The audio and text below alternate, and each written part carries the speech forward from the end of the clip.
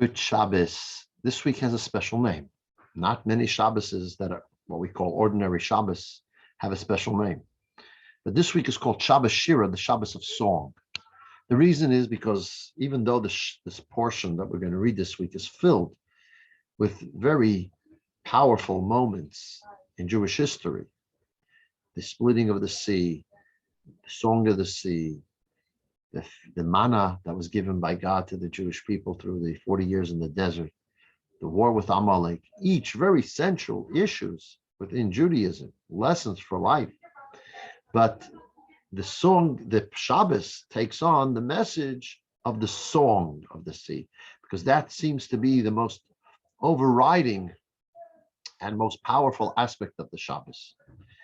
And it's, by the way, customary that we feed birds, bird feed before the Shabbos today for tomorrow, because they sang along. They were chirping along with the Jewish people's singing of the song. Now, in relation to the Song of the Sea, the Torah uses the following terminology to say, Oz Yasher Moshe. Then Moshe will sing. And Rashi, the foremost commentary on the Torah, right away asks the question, what does it mean Moshe will sing? Should have said Moshe sang. What does it mean will sing? So Rashi comes up with two explanations. One is that it was mindful. Oz, then Yasher, he decided he's going to sing, and then he sung. It wasn't spontaneous.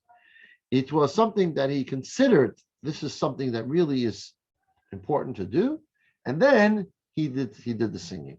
So that's the first explanation, the simple explanation. But there's a deeper explanation. Rashi brings from the Medrash. The Talmud says, Mikan, it brings from the Talmud actually. Mikan shetchiyas hamesim min haTorah.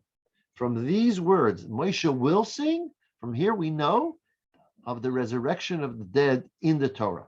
This is the hint to the fact that there will be a resurrection of the dead, and Moshe Rabbeinu will yet sing the song of the sea in the future, after the resurrection.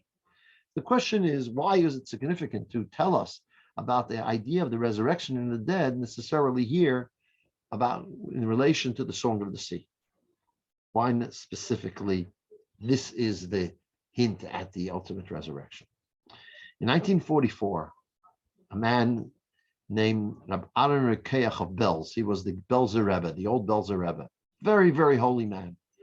And he was saved from the Nazi Holocaust, and he and his brother were probably the only literally the only Belzer Chassidim who were saved from Europe. And he came to Israel, and it was 4 days before this portion, Song of the Sea. And he lost. He was 40 kilos in weight. He lost everything. He lost his wife. He lost his children. He lost tens of thousands of Chassidim who went up in the ashes of the Holocaust. And Aaron Akeach of Belz, he's now in Israel. He's saved, but everything else is not. He comes to Shul on Shabbos, and the custom is when we sing the Song of the Sea, you sing it with a joyous tune. You change slightly the tune, and it becomes a much more expression of much greater joy and happiness. The people in the shul seeing this shadow of a man who's come into shul, and they know his story and history, feel uncomfortable to sing the Song of the Sea after all that's happened in the way they normally did. And so they were reticent. But he said to them, sing as you always do, sing as you always do. And he explained it in the following way. So why is it, he asked the question we just asked, why is it that this is the hint of Tchias HaMesim in the Torah? And he said that, think about it, when the Jewish people, they didn't sing beforehand. They didn't sing when they went out of Egypt. They didn't sing when the plagues began. Here, the Jewish people finally come to a state that they know Egypt is no more. They can't re-enslave them. They see them dead at the edge of the sea, and all they had was the possessions of the Egyptians that they were able to take with them, so to speak, as reparations for the enslavement and the killing of so many Jews. The Rabbi Nochum said, the Belzer Rebbe then said, you know, The Jews standing at the sea, on the one hand, they were saved, but on the other hand, only 20% of Jews left Egypt. It says that 80% died during the plague of darkness, which happened not that long before they went out of Egypt. So every family had a tremendous amount of losses. Well, everyone that came out of Egypt lost loved ones, and they were probably within the shleishim of this loss. And yet, they are saved. Okay, they're saved. But you think the memory and the experience of all the losses was not fresh in their mind? So here they're standing in the sea, and they want to thank God for this miracle, but they still feel the disappointment and the disaster that Egypt was. And therefore, Moshe Rabbeinu here sang not for the miracle of today, but for Tchias Amesim, for the resurrection to come.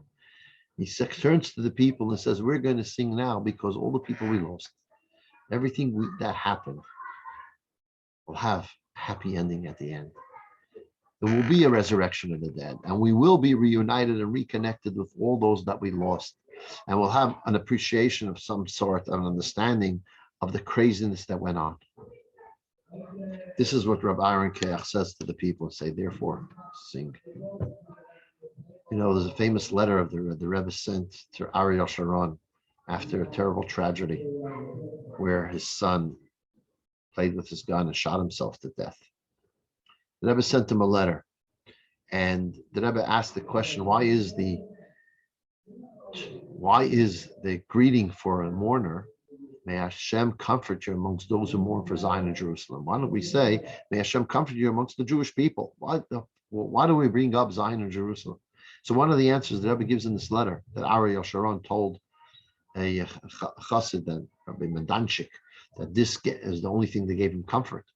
The Rebbe said to him, just like we know as Jews, Jerusalem will be rebuilt and the temple will be rebuilt, so too we know that the loss of a loved one, that they're coming back, that there's going to be a resurrection. And that's how we comfort ourselves. And this is the same point here. Jews stood at the splitting of the sea, knowing that ultimately there'll be a resurrection. Ultimately, everything will be back in place, and not only back in place, but better than it ever was. And only that allowed them to really sing. We're going through crazy times, and no one knows what tomorrow is going to bring. No one.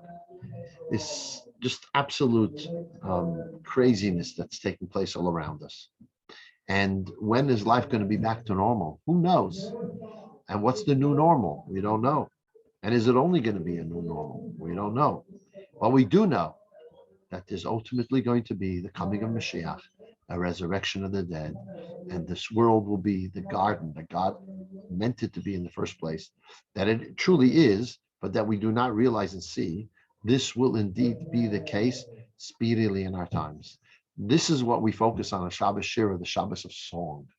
So together with getting seeds for the birds, we have to refocus and re-strengthen ourselves in our faith and Amunah in Hashem, that He's going to make things good, that we will have the coming of Mashiach, and indeed the resurrection of the dead. Shabbos.